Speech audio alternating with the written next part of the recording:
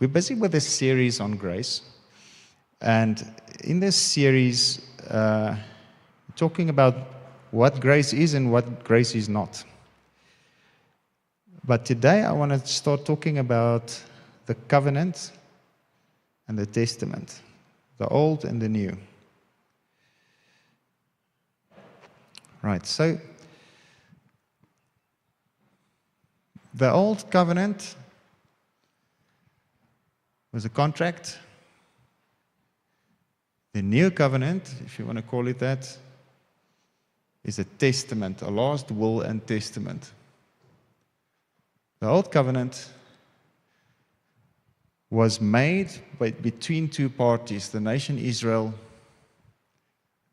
and God, with a mediator called Moses.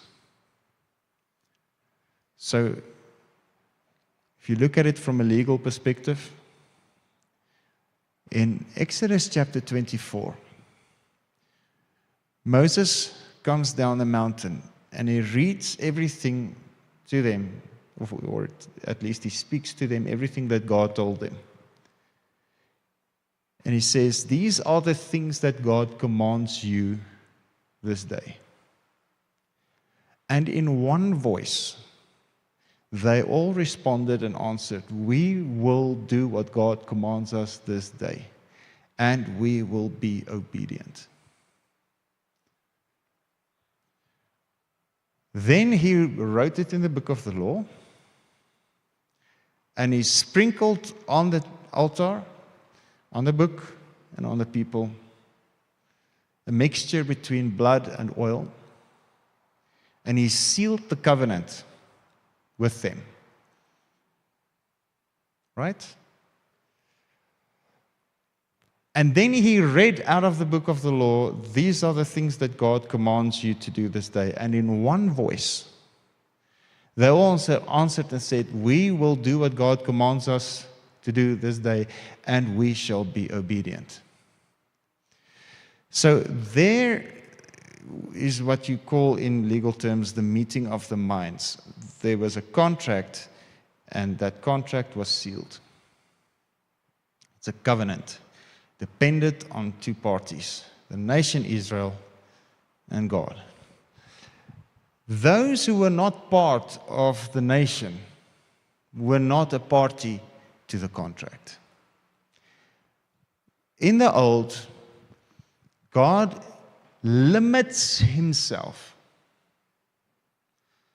to what was agreed. He could not reveal the whole of who he is to them because he limited himself to the covenant because he had to get sin out of the way. All right, so let's just, if you've listened to me many times, this will not be new to you.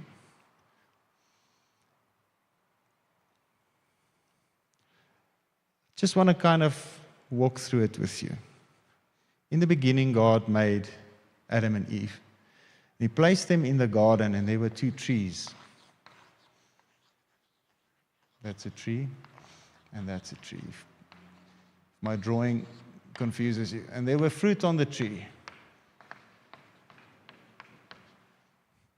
Two trees in the midst of the garden.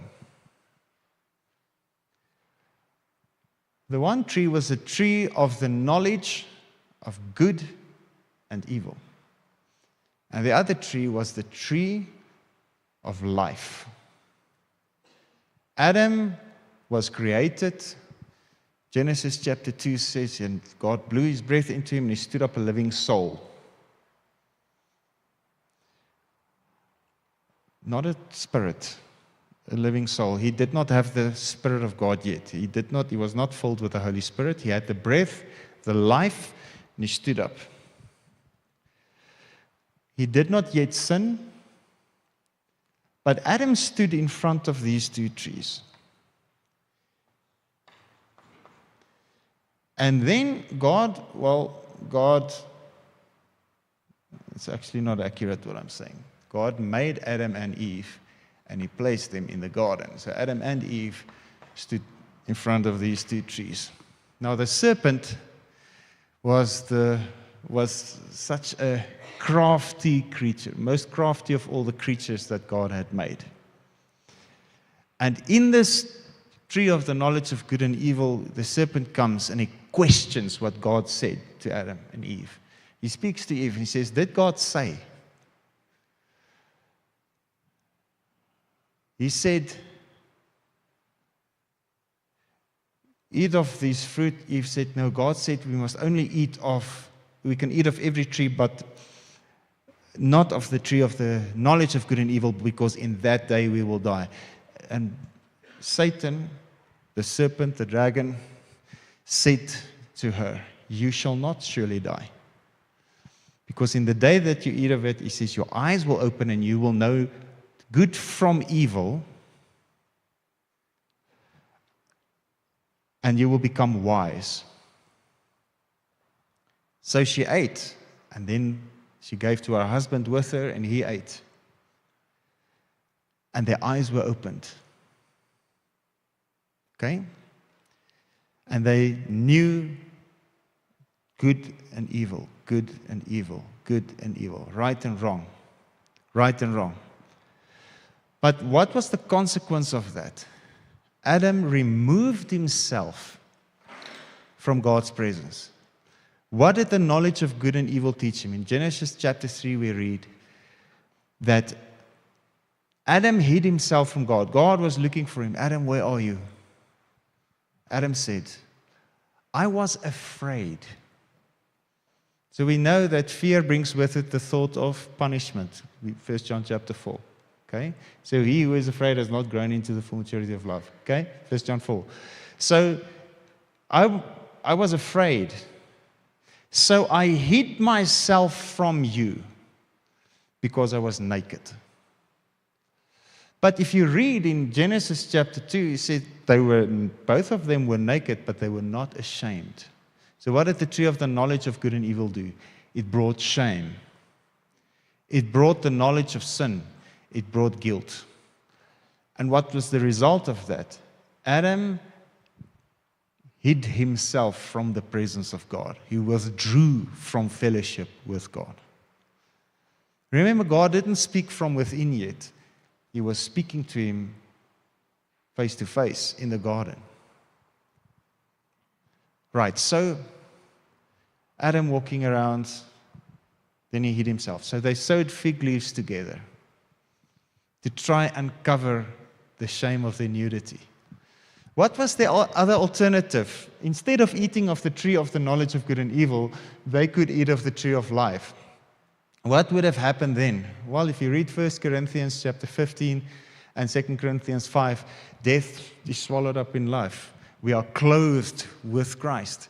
End of Galatians chapter 3, if you're baptized into Christ, you clothe yourself with Christ. So if he ate from the tree of life, which is Christ, he would have just been clothed over or clothed upon by the Spirit of God. But instead, he chose the knowledge that he was naked, and instead of trusting God to complete him and fulfill him, he tried to do it himself. So he withdrew from God, and he sewed fig leaves together to cover himself. Kan jy dink hoe scratchy was daai blare? Okay. As jy daai goed moet dra. Okay. All right. So here's Adam and Eve. Eating from the tree of the knowledge of good and evil is a declaration of independence from God. I will lead myself through the knowledge of good and evil. I don't need the voice of God. The tree of life is totally different. I don't have the knowledge. I don't know. But He does, and I trust Him. Speak to me. I find myself in Him, and He lives in me, and He lives through me. I completely depend on Him. Those are the two alternatives. And we still have these two today. Right, so man was cast out of the garden after he partook of the tree of the knowledge of good and evil, Genesis chapter 3, because God said, lest they put forth their hand and eat of the tree of life and live forever. So now God first had to remove sin. He had to address sin. Okay, I'm cognizant of the time. So he had to get sin out of the way. Here's the problem. In the beginning, in Genesis chapter 1, God spoke His design, and He said, let us make man. Let them have complete authority over the fish of the sea, the birds of the air, and every creeping thing on this earth. Let them have dominion. Let them subdue it. Let them multiply and fill the earth, if you read the rest. So God gave dominion, authority over creation to Adam and Eve. And a gift with God is without repentance. He does not take it back. So if you look at the mess in the world, don't ask the question, but where's God? Why does God allow all this? No. God gave authority to man. So whatever man rules, that's what's happening in the earth. So God said man must rule. With other words, if you're in a human body and you say something, it will be powerful and it will affect creation. So if you talk trash, you're going to get trash. If you're going to believe trash, you're going to do trash, you're going to talk trash, and you're going to reap a harvest of trash. But if you are transformed, Romans chapter 12, verse 1 and 2, by the renewal of your mind, and you start living by faith, and you get your input from heaven, from the Spirit, from the Word, from the unseen, and you start speaking through the Christ that's dwelling on the inside of you, letting Him speak through you, His words, His thoughts, His actions being expressed, then you will get His rulership, His kingdom, His results. So what have you been saying over your finances? What have you been saying? Oh, lakama, he's fat. No one said anything. You said it. You prophesied it. Okay, oh, this and this, oh, this happened again. Now this is going to happen. You said it. Instead of prophesying your own disaster, why don't we just take the Word of God and start speaking it according to the word of the Lord? I prophesy in the name of the Lord Jesus Christ. And you take the scripture on your lips and you start saying it. That's the tree of life. You take the word, you meditate it, then you have the mind of Christ. Then you speak it. The word of God on your lips, something I heard from Reinhard Bonnke years ago. The word of God on your lips is just as powerful as the word of God on His lips. Your design is to be the temple of the Holy Spirit. Your design is to be a body of Christ. He's your head, you are the body. He dwells in you, so you become the visible representation of God. Okay, so here's man. He has authority and he messed up. So Romans chapter 5 verse 12 says, sin entered into the world. Speaking of Adam. And death through sin. Before Adam sinned, there was no death. What did God warn him? He said, if you eat of the tree of the knowledge of evil, you will die. Death, he had no concept of death because it wasn't there. But death came in through the rulership and the authority of Adam. They heard words, they believed it, and they spoke it. So now mankind was subjected to the dominion of Satan. Satan was just a rogue spirit, and he got dominion by using man's authority against him. Man believed his lies, and he was subject to Satan. So now Romans chapter 5 continues in verse 13. It says, death held sway, death reigned from Adam till Moses. So death was in authority because Adam subjected himself to the authority of death. And he was given the authority, and he subjected it. All right. So God had to get death out of the way. God had to get sin out of the way, without touching the authority that he gave to Adam and Eve. Is anybody with me? Are you following? Okay. Maybe you hear this today for the first time. May this revolutionize and transform your thinking forever. Listen, we can't just sit here and wait for God to do everything with a remote control from heaven. It does not work that way. He's waiting. The word says it clearly. He sat down and he's waiting for his enemies to be made his stool beneath his feet. So he's waiting. The scripture says so. You shouldn't be waiting. Okay. So here's mankind with authority. Now God comes through Melchizedek. And if you read Hebrews chapter 7, it's Jesus Christ, the same person. So here comes Melchizedek and he speaks to Abraham. Abraham, I'm going to bless you.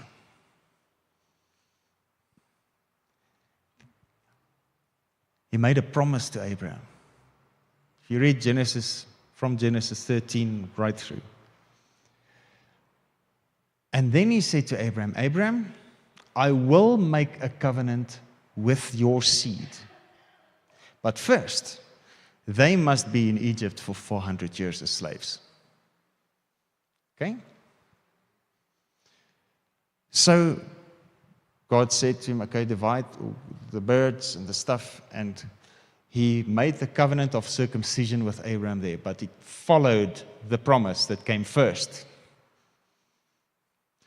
Here is Abraham now, and Abraham believed, and it was accounted to him for righteousness.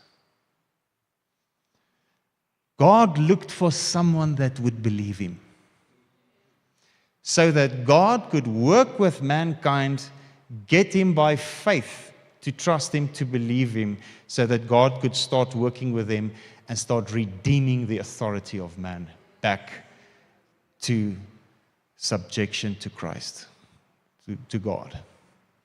Does it make sense to you? All right. So Abraham had his son Isaac, and then the 12 patriarchs followed, and then Joseph went to Egypt, and then the rest of the family went to Egypt because of famine, and there they were in Egypt. But then the Pharaoh died, and another Pharaoh came, and they did not have favor with that Pharaoh, and they started oppressing the people of God. And for 400 years they were slaves in Egypt, under a heavy burden. And the Bible says their cries came to God's ears, and God called Moses. You know what? Moses was a murderer. Okay? God called him. Take off your shoes. Okay? This is holy ground. He sent him. Oh, but I can't speak. I will send Aaron with you, but Aaron never said anything. Okay, so here's Moses. Long story short, he takes them out, 10 plagues, out of Egypt. He goes through the desert, and then he gets to the Red Sea. And the Egyptians thought, what have we done? And they came to pursue them, to enslave them again. So they left with all the Egyptian gold. They left with everything. Get to the Red Sea. Moses says, the Egyptians you see today, you will never see them again. Not even looking back to them. God says to Moses, why do you cry unto me? You stretch out your hand. I've given you authority. Just before they left, Moses said to Pharaoh, Well, Pharaoh said to Moses, he said, the day you see my face again, you will die. Get out. Moses said, you have spoken rightly. I will never see your face again. So he's standing at the Red Sea. Egyptians behind him. The Egyptians you see, you will not see again. And he stretched out his hand, his staff over his shoulders, hand in front of him like a cross. He stretched out his hand, and the wind started blowing. The column of fire went between them and the Egyptians. And the whole night the wind blew, and they walked through on dry ground. And the Egyptians followed. And when they were in the midst of the ocean, Moses just stretched out his hand, and the ocean covered them. So that's a picture of baptism. Okay, so 1 Corinthians says, when they went through the Red Sea, they were baptized into Moses. So they could never go back to Egypt. Right, they got on the other side, and they were at Mount Sinai, the one in Arabia, according to Galatians chapter 4, not the one in the Egyptian peninsula. You climbed all those steps for nothing. It's not the right mountain. It's in Arabia. You can even still see today the burning of the mountain on top, and all the pillars are still there. You can see the water coming out of the cleft of the rock. It's all still there even today. Right, so here comes Moses, and he makes the covenant between God and the Israelites at Mount Horeb or Mount Sinai. Okay? Moses brings the law. God contracts with man to get their authority at play so that he can hold them accountable. Romans chapter 5 verse 13. Ons moet seker iewers Bybel lees. Okay. Romans chapter 5 verse 13 says, to be sure, sin was in the world before ever the law was given, but sin is not charged to men's account where there is no law to transgress. No law, no transgression. No transgression, no punishment. You'll get where we're going right now. I hope this will bless you. Man, this blessed me so much when I saw this. Romans chapter 4 verse 15 says, the law results in divine wrath, but where there is no law, there is no transgression of it either. So there had to be a law to define sin, to punish sin. Otherwise, sin was not named, sin could not be imputed, and sin could not be punished. Galatians chapter 4. I'm just giving you the short rundown, otherwise we'll be here till 5 o'clock.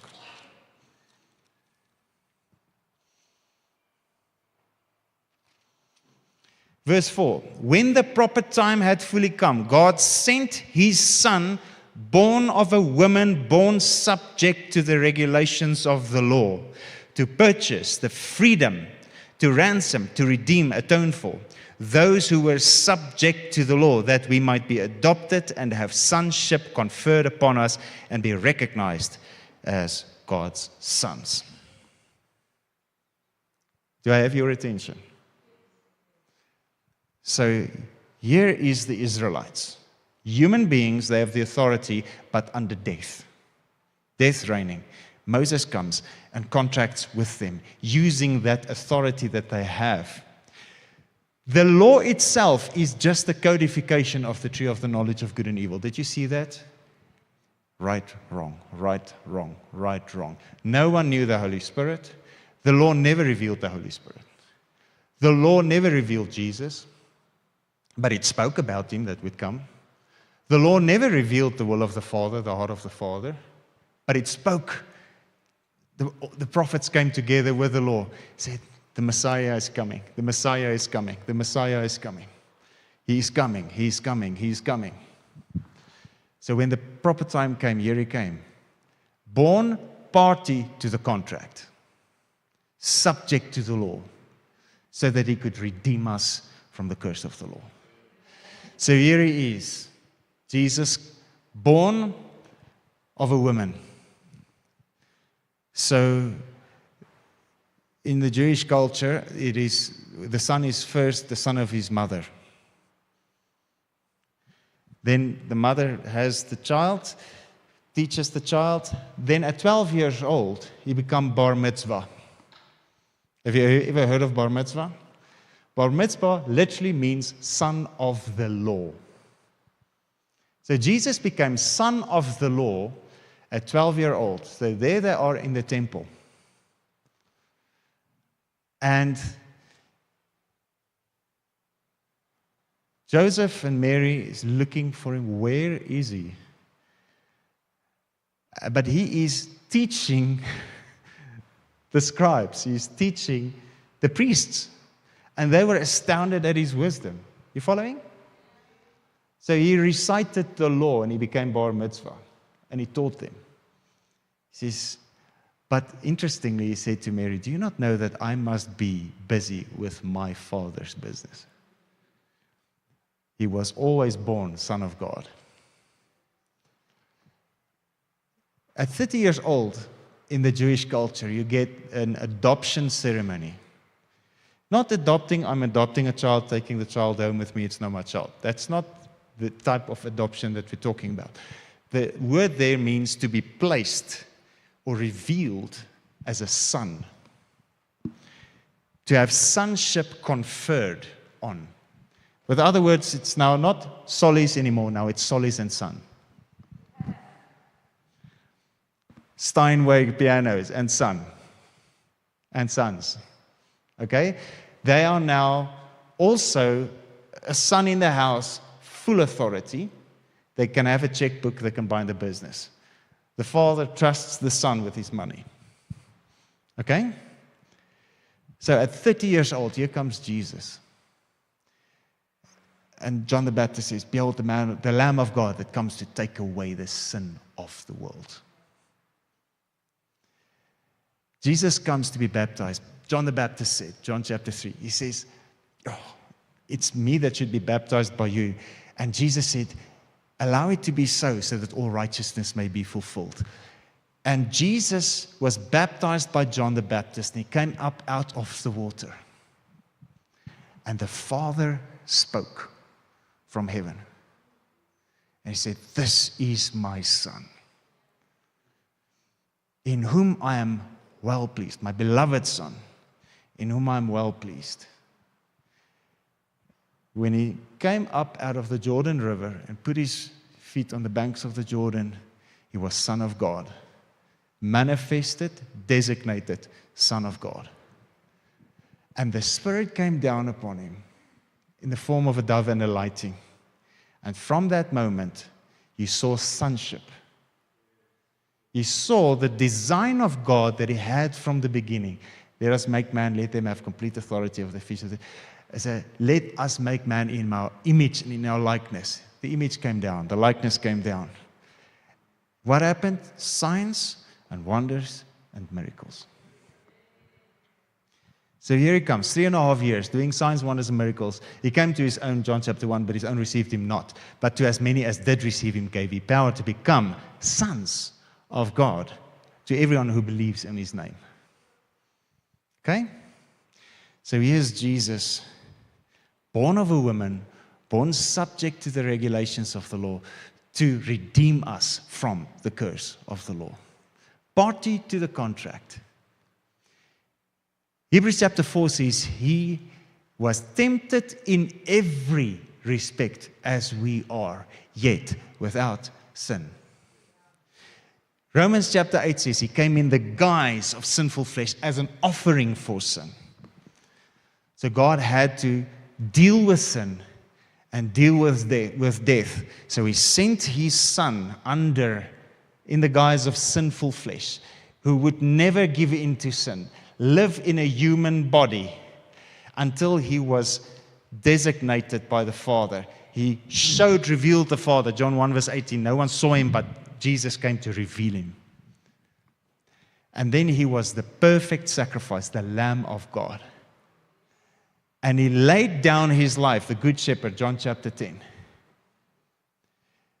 So here's the perfect sacrifice, fulfilling all sacrifices, ending all the oblations and sacrifices, Daniel chapter 9, ending all the sacrifices, Hebrews chapter 10. Here I am coming to do your will. According to this will, we have been made holy through the offering of the flesh body of Jesus Christ once for all. All your sin, everything you've ever had that's shameful, that's wrong, that's punishable by the law, was punished once for all on the body of Jesus Christ. Hebrews chapter 10, verse 10. And then he says in verse 14, and those whom he have made holy, he has forever completely cleansed and perfected. The word perfected there is completed. He made it complete. The design was now completed. It was a natural man, but now the Spirit came together with the natural man, the new creation man in Christ, completed. We are now in Christ, a new being, a new creation. The old is past. Behold, the new has come. If you now look to the law of Moses, you see a contract that is already paid. It's already fulfilled. It's already done. You cannot now try and be obedient to the law because it's finished. Tetelestai. It's done. It's finished. It's a transactional word. He paid the price. He already did it. All sin that the law could name as sin, that the law could punish as sin, was punished on the body of Jesus as a substitute for those who would believe it. It's not about how moral you are, but morality is essential.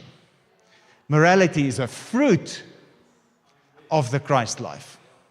Morality flows out of your union with Christ. It is not a prerequisite for your union with Christ. It flows out of your union with Christ. Your union with Christ comes because of the blood of Jesus that was shed for you. I have good news for you. All your sin is paid for. Everything you've ever done wrong or will be doing wrong ever in your life is completely atoned for, is the word. Punished on the flesh body of Jesus Christ once for all. Acts chapter 13. He speaks out of the Psalms. He says, you will not allow your Holy One to see corruption. And then he says, verse 37 roundabout, he says, but David did see corruption. But we know that this scripture really speaks about Jesus, who was raised, he never saw corruption. Corruption meaning not you steal the government's money. Corruption meaning your body decaying in the grave. Jesus was raised from the dead. He's alive forevermore. Verse 38 says, let it be clearly known among you, therefore, that through this man, Jesus, forgiveness and removal of sins is now proclaimed to you. Forgiveness is not something that you earn by your confession of your sin. Forgiveness is something that you receive by faith because of the blood of Jesus that was sacrificed for your sin. Can someone in the church just see it, please? The New Testament church have replaced the sacrifices for sin of the old with the confession of sin in the new. The confession of your sin does not qualify you for forgiveness. The blood of Jesus qualifies you for forgiveness. Your sin is forgiven. Your sins are forgiven. Both. The principle in you is removed. Sin is forgiven and removed. And instead of it is given to you the Spirit of God to dwell on the inside of you. This is your new law. I wanted to do something completely different in Romans chapter 7, but okay.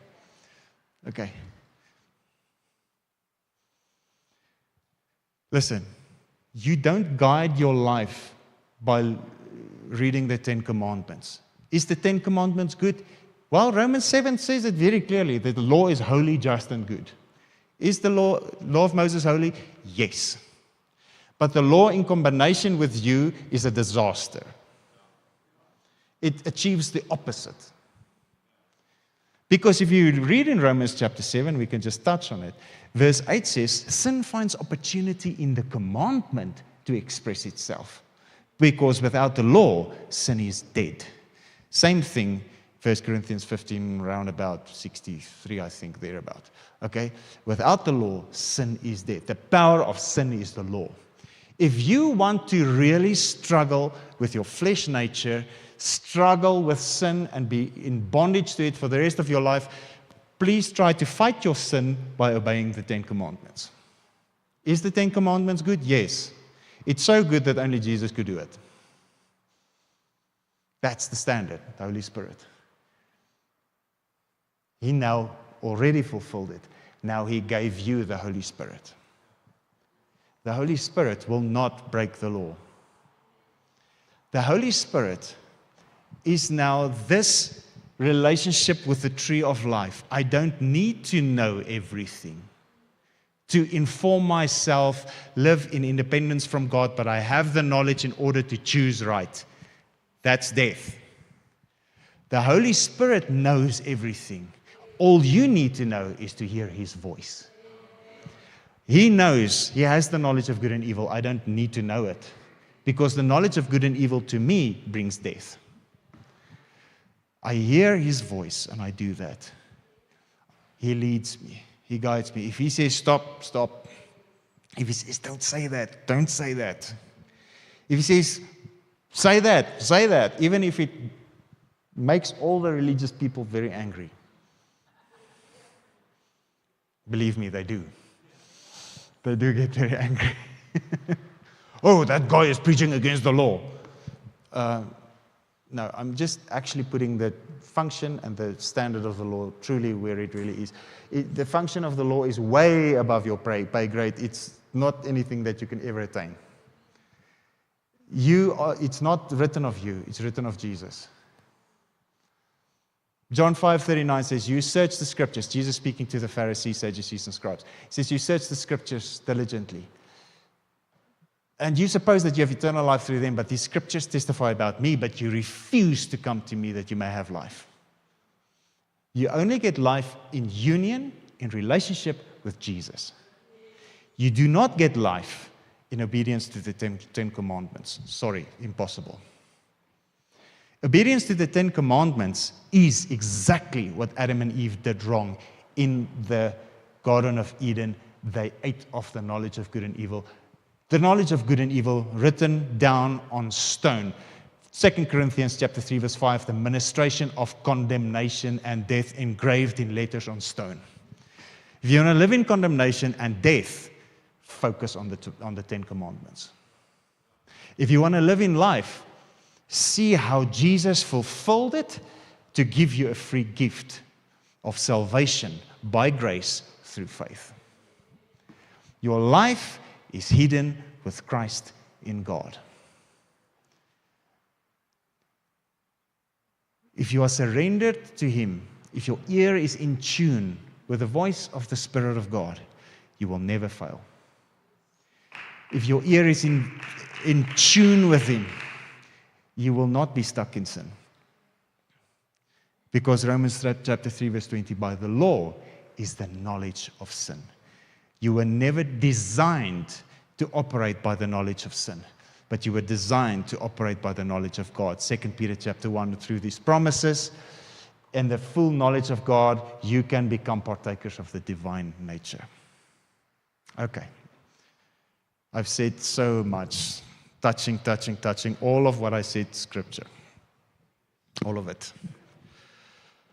If only I had 3 hours to go through everything.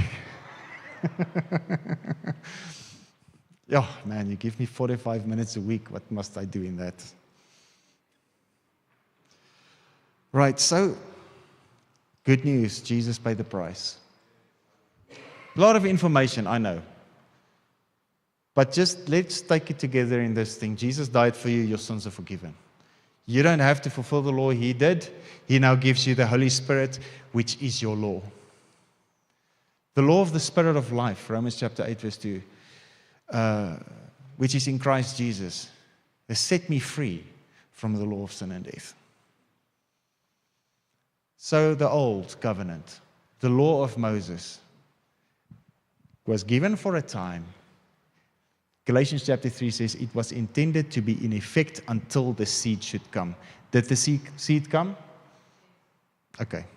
Romans chapter 10 verse 4. Christ is the end of the law, the limit at which it ceases to be.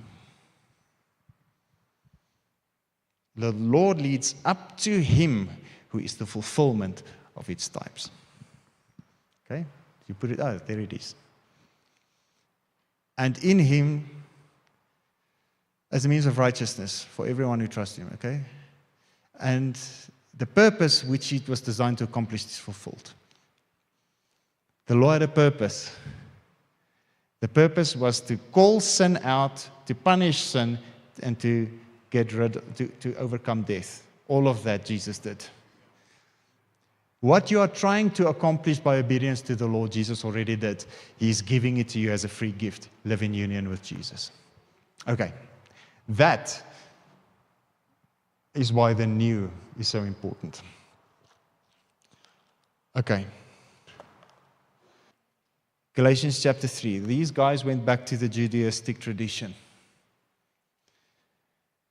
O you poor and silly and thoughtless and unreflecting and senseless Galatians. The original Greek, the closest, is unreflecting. You're not reflecting God. I think it was the Moffat translation that says, Dear idiots of Galatia. He says, who has fascinated and bewitched or cast a spell over you, unto whom right before your very eyes Jesus Christ was openly and graphically set forth and portrayed as crucified. So if Jesus Christ isn't clearly preached to you as crucified, it means you're fascinated and bewitched. Verse 2. Let me ask you this one question. Did you receive the Holy Spirit as the result of obeying the law and doing its works? Or, so it's a mutually exclusive thing, you can't have both, it's or. Was it by hearing the message of the gospel and believing it? Today you heard the gospel. Was it from observing a law of rituals or from a message of faith? Are you so foolish and so senseless and so silly, having begun your new life spiritually with the Holy Spirit? Are you now reaching perfection by dependence on the flesh? The law makes you depend on the flesh because it tells you what you must do and what you must not do. The gospel makes you depend on Christ because it tells you what Jesus did for you. Have you suffered so many things and experienced so much all for nothing? That's speaking about all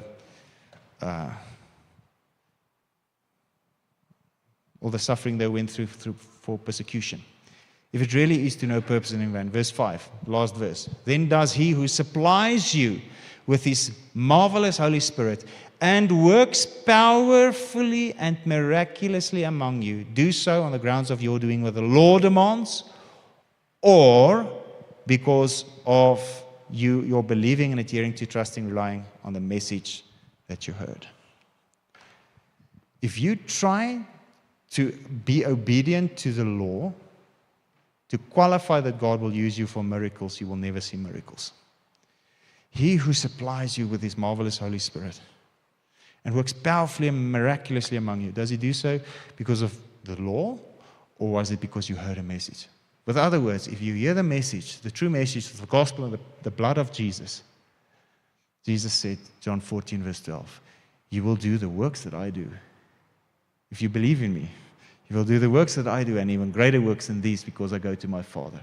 We are supposed to talk like, think like, do like Jesus, exactly the same posture, the same relationship with Jesus as Jesus had with the Father, the same power, the same Spirit, the same. We are the body, and He is the head. You are supposed to see miracles every day. You are supposed to walk in relationship with Him every day. Don't make the focus your mistakes. Right? Thank you, Jesus. Thank you for what you've done. Lord, I pray that you recalibrate our hearts. I pray that you impart to us the Spirit of God, that we can hear your voice and that we can walk in your power. We thank you, Lord Jesus, that every person here today will receive the grace of God, the New Testament in Christ. I pray, Lord Jesus, that we will walk out of here today with a new revelation and a new relationship with Jesus. In Jesus' name. Amen.